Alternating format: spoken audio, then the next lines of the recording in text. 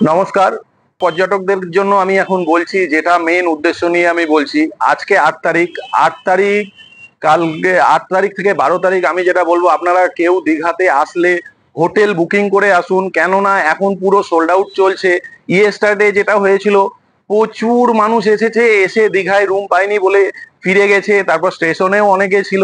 সেই জন্য বলবো, আপনারা যখনই আসবেন রুম বুকিং করে তারপর আসুন, নয়তো 12 তারিখের পর আপনারা আসার চেষ্টা করুন। এখন টোটালি সোল্ড আউট, কেননা জগন্নাথ মন্দির হয়েছে, তার সঙ্গে এই ঈদ শেষ হলো, এই জন্য দীঘা পুরো ফুল।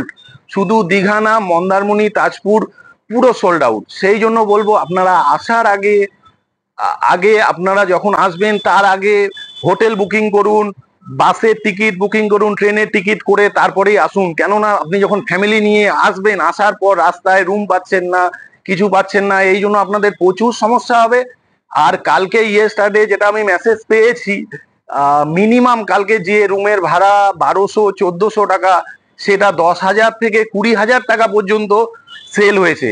তারপর বহু মানুষ আসার পর এই জায়গায় রুম পায়নি, তারা আবার ব্যাক করেছে তাদের নিজেদের জায়গায়। এই জন্য বলবো, প্লিজ আপনারা যখন আসবেন আগে রুম বুকিং করুন, বাসের টিকিট কাটুন, তারপর আসুন, নয়তো প্রচুর সমস্যায় পড়বেন। 18 তারিখ পর্যন্ত এইরকম সোল্ড আউট চলবে। আপনারা দেখে তারপর রুম বুকিং করেই আসুন। সবাই ভালো থাকবেন।